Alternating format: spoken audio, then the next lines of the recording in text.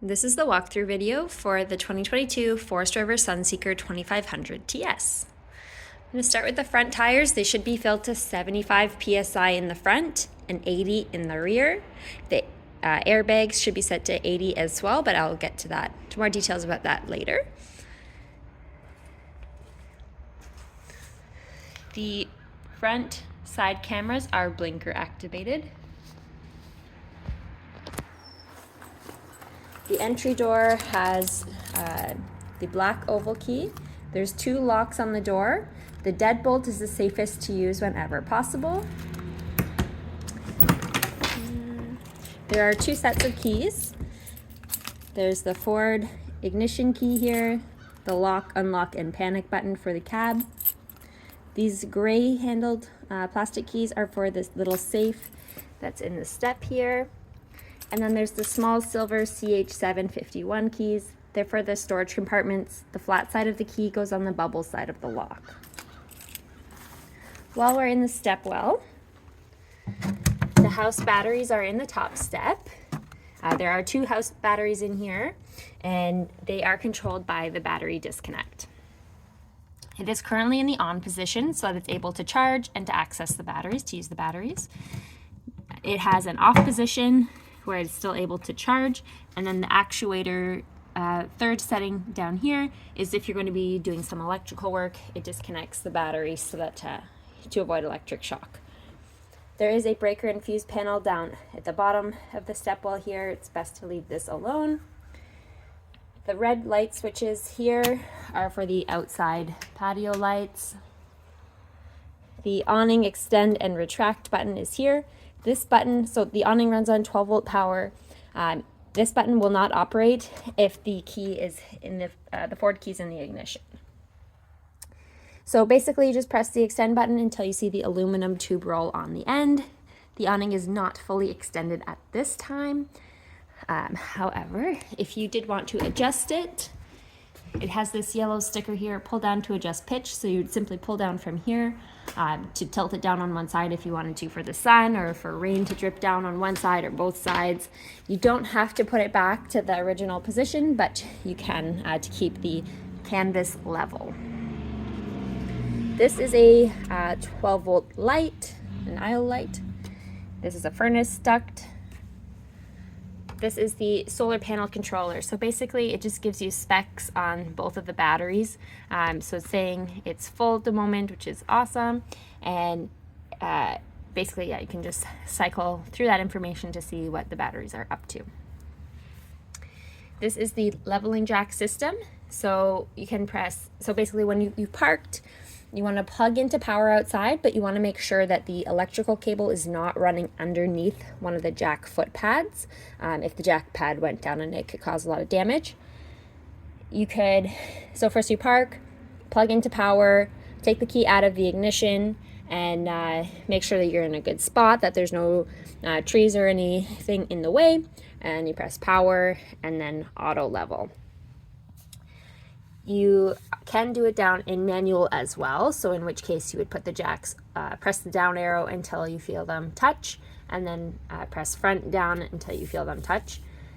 You can operate a single jack at a time, but you want to operate in pairs to get them to touch first. So you would be able to adjust to get to level from that point. It does have an all retract button, so when you're finished with the jacks, you can put them up. It is very important to put the jacks down and then the slides out, bring the slides in, and then bring the jacks up. It has to be in that order so that it's safest for the slide. All right, so continuing around the outside, there is outlets here. This is the back end of the water heater. The on-off switch is inside on the main control panel, which I will show you. It does have some instructions written here, and this is proof of the gas test. Turn there. For winterizing and dewinterizing, that is the drain plug there. Have your outside TV. It is a 12-volt system. Propane tank. So right now it's sitting at about 3/4 full. I just need just over 1 full rotation to open up the tank. This is where the propane technician will fill up the propane tank at a propane fill station. This is the back end of the furnace exhausts. The tires were upgraded as well by the previous owner.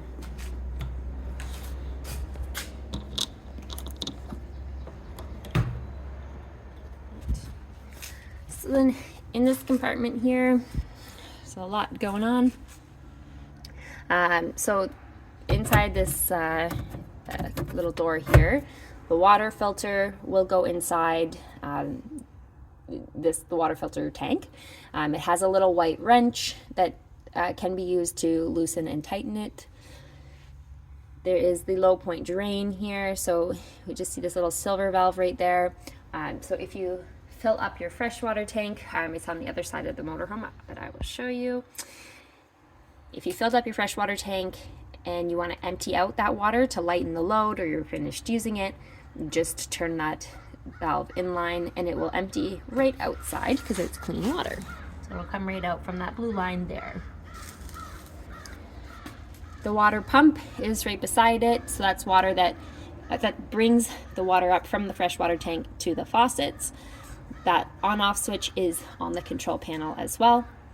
This white hose here is a hose for antifreeze. So when you're winterizing, you can stick the end of that hose into the jug of antifreeze and turn the water pump switch on inside, and it will suck antifreeze through the faucets that you have open. So these are the bottoms of the tanks. We know that this is the bottom of the black tank because it has the blue water line. So that's the black tank flush feature. I will talk about that in the sewer compartment. You can see one of the furnace ducts to know that it is heated down here. So when it's cold out for you, it warms up the tanks as well. This is the gray tank that we can see too. The next one is the pass-through storage compartment. Let's go straight through to the other side. These are all rotocast compartments. This gray material is called, it's rotocast. It's a plastic fiberglass mix that is rinsable. So you see these little black drain caps there. This is a blind spot radar. So when you turn your blinker on, it will alarm if someone is in the lane beside you. I'll show you in the cab where those little markers are. So just looking at the back of the motorhome, it has the ladder up to the roof. The roof should be inspected at least twice a year. Spring and fall is what we recommend with winterizing and dewinterizing.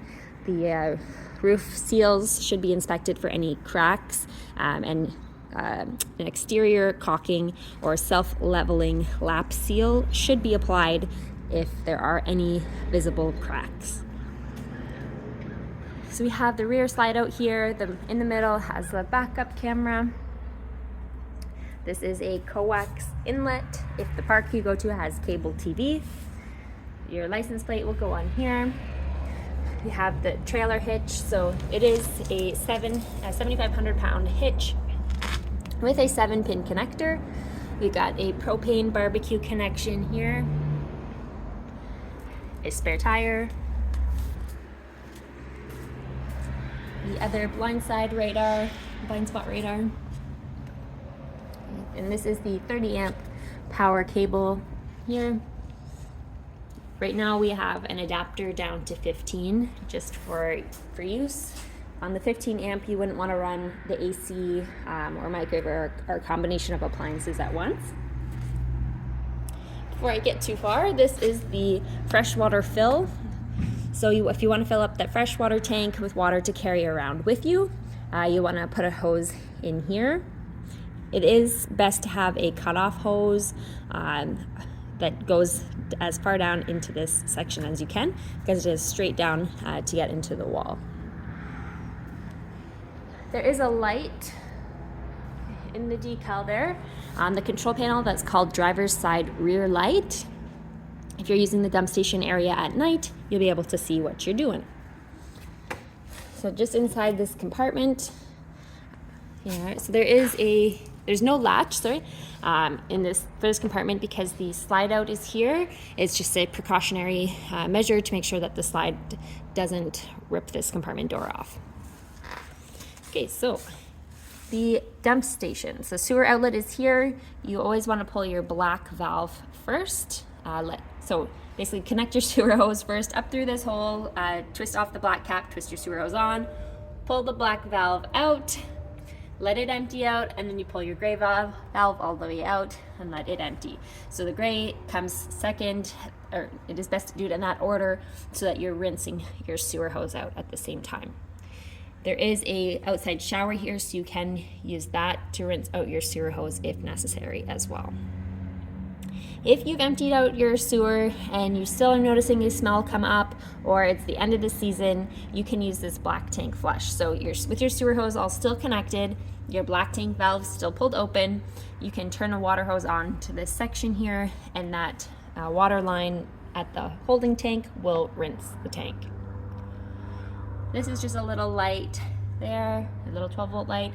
This is the city water connection. So when you're at the campground, that water goes straight to the faucets, and there's no need to use the water pump with that connection. Gas fill is on the driver's side.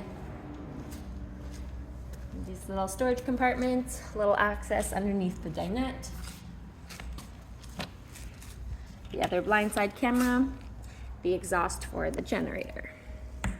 Again, there's no hold for the compartment because it's underneath the slide. Keep this even. There we go. So the power switch for the generator, there's one right on the generator itself and one on the control panel. If it's been a month or two since you've used the generator, it's best to run it from here. So do you do that, you use the rocker switch. You'll hold it down on the stop prime side for up to 3 seconds or until the red light turns on, and then hold it on the start side for about 10 seconds or until the generator turns on. If it doesn't turn on right away with the first go, you'll want to give it a minute break and then start it up again. The generator does require a quarter tank of fuel at least to start.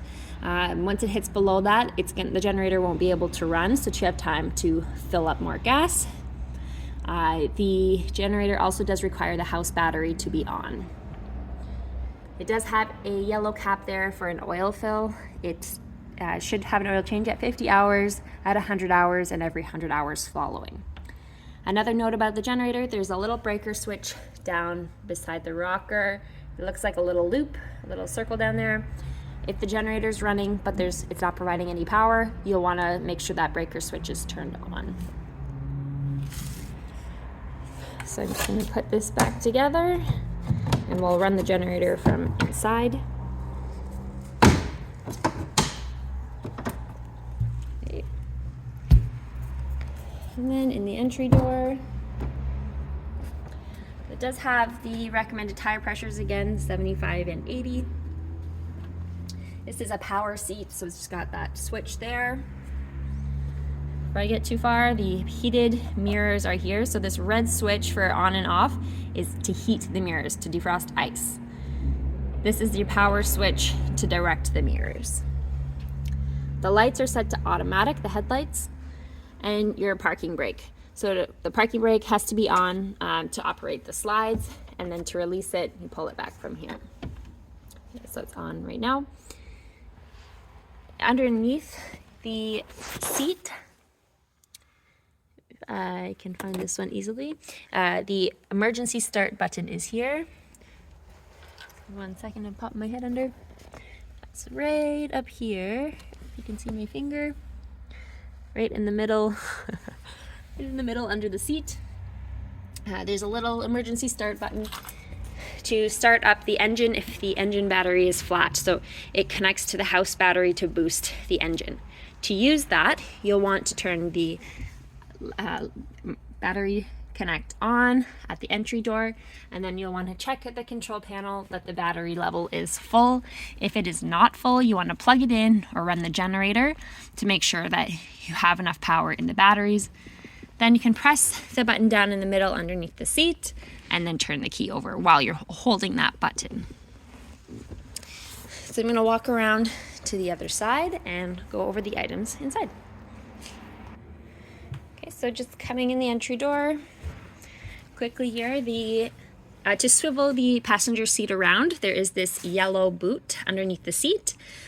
You twist it to unlock it, and while holding that, you bring it out on a 45-degree angle towards the living room. From there, the seat will spin around. So, unlock, pull back, spin. If it doesn't spin, you want to make sure that you tilt that seat, the back of the seat forward. And then the booster seat is hiding around here somewhere. It's likely going to be in the bedroom, and we will be able to access that soon. So we will open up the slides to have a bit more space. So to do that, you need to have the engine running, or at least in the ignition if the engine has recently been running. In this case it has. There we go. Okay, so if you were going to put the jacks down, you put them down first. I'm in the shop and it's level, so I'm just going to operate the slide first. You just want to make sure that the driver's seat is not in the way at all. There's a lot of space right there. Press and hold out. And wait for the trim to meet up with the wall.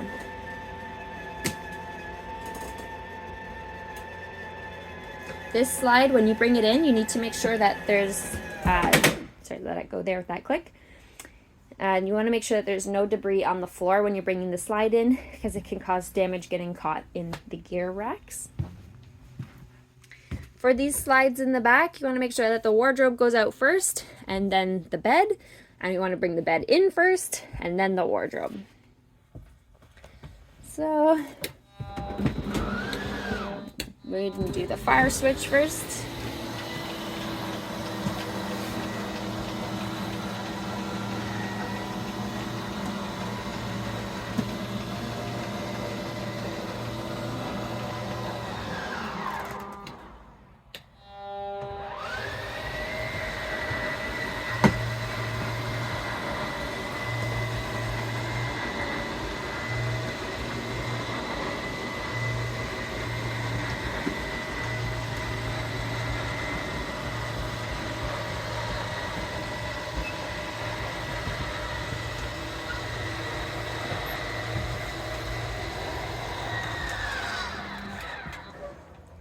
So the slides are all out. Just gently push the top half of, we just hear the slide seal adjusting there. So the top half of the mattress just gets gently pushed back. When I bring the slide in, I gently put my hand on the middle of the bed, and it makes a crease in the blankets, and that way you're not making the bed every time the slide goes in and out. There is the booster seat there for the passenger seat. Alright, so you got outlets on both sides of the bed. It's your light switch, TV. The GFI for all of the outlets is in the bathroom. The main breaker and fuse panel is at the foot of the bed. Got another light in the bathroom. Alright, showers, pretty simple. The fridge here, so it has this peg. It's got a lot of uses here. This is for use to be open. You've got your controls. You can press and hold to turn the fridge off. The freezer's got its own temperature settings in the back middle. When you are finished your trip and you want to defrost the fridge, you set the peg in the center, and that way it leaves a gap to allow airflow to prevent mold in the fridge. Otherwise, when you're traveling, going down the road, that is your lock to keep the doors from opening. So this is the main control panel here. I'll start with the indicator panels. So fresh, black, and gray waters will all be empty because it is winterized. It's still a little iffy season. Propane is considered full. The tank can only be filled to 80% in general, so the electronic reading is saying as full. The generator can be started from in here. I'll go through the rest of the panel first. This is the voltmeter to let us know the condition of the battery. The water heater is electric or propane, or a combination of the two if both are available. So electric is easier at a campground, but propane is going to be your fastest source of hot water. Water pump, so that's when you're dry camping, or you don't have access to the city water connection. You turn on the water pump to bring water up to the faucets. You do not operate the water pump when the vehicle is in motion. The Arctic package is a 12-volt heating system, heating pads on the holding tanks. Our recommendation is to turn this on below 10 degrees Celsius. It will turn on as it needs to and off once it's warmed up. In general, people end up turning this on and the furnace keeps the tanks warm enough. But if you're getting near, well, once you're below 0, it's kind of up to your discretion, and it's not recommended below -10. So in around 0, you probably want to winterize the motorhome. The light switches are for the kitchen here, slide out control for the living room, and then this is the dump station light outside. The thermostat is underneath it. Mode cycles through AC, furnace, and heat pump. To operate the AC, we need to have the 30 amp system on, so we need to be plugged into shore power with 30 amp or to have the generator running. And for the furnace, we need to have the battery, the 12-volt system, and the propane tank open. So I will run the generator. It's currently got 6.6 hours on it. So this, we're going to do this till this red light turns on here.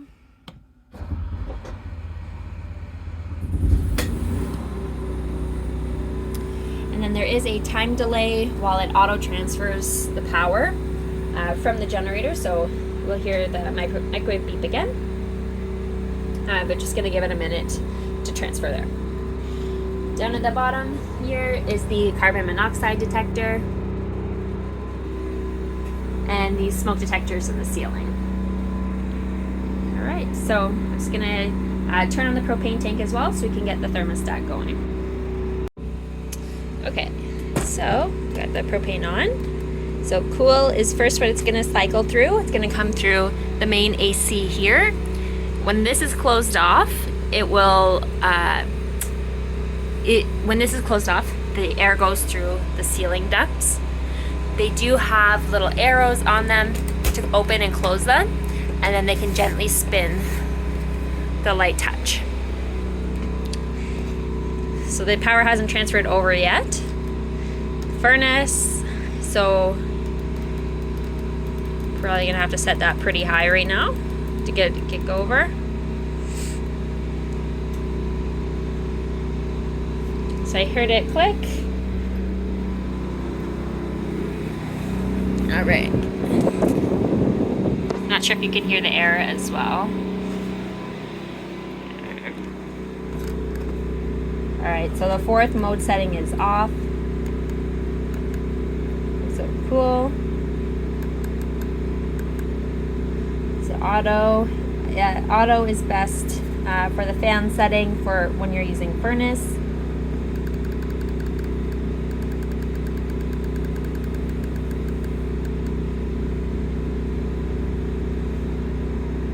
Looks like it's going to need a minute to switch over.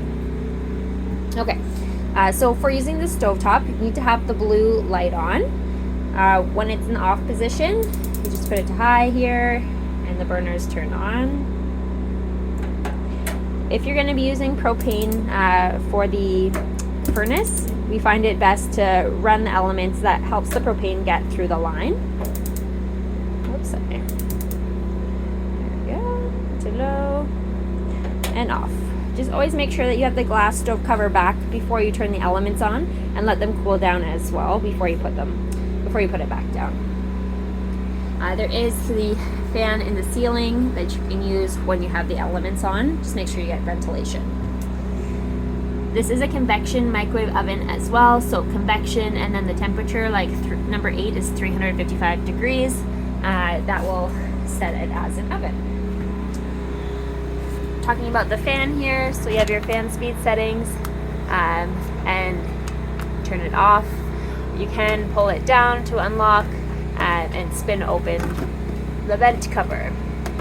It does have a cover outside, a roof cover, so you can leave it on, leave it open while you're driving and when it's raining. Okay, let's see.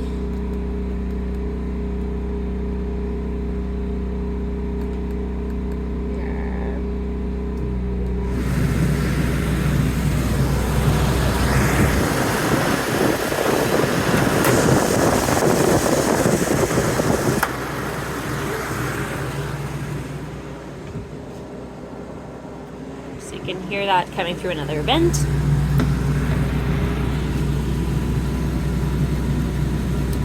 So I'm going to switch to furnace. I'm going to turn the generator off.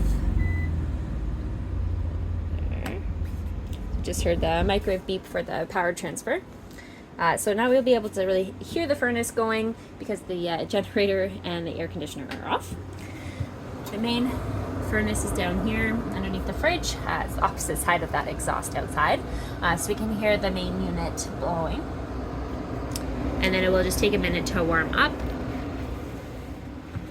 And that's how to run the thermostat. Pretty simple. Just temperature controls and mode cycles through AC and furnace. So the next setting there is off. The furnace generally takes a minute to cycle through the air before it turns all the way off.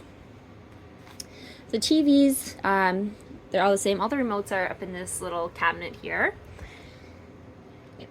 So they have to be scanned for channels every time you go to a new location. So to do that, you're going to go to menu, jump over to channel, and press auto scan. So every TV in every new location. Hopping down into the cab.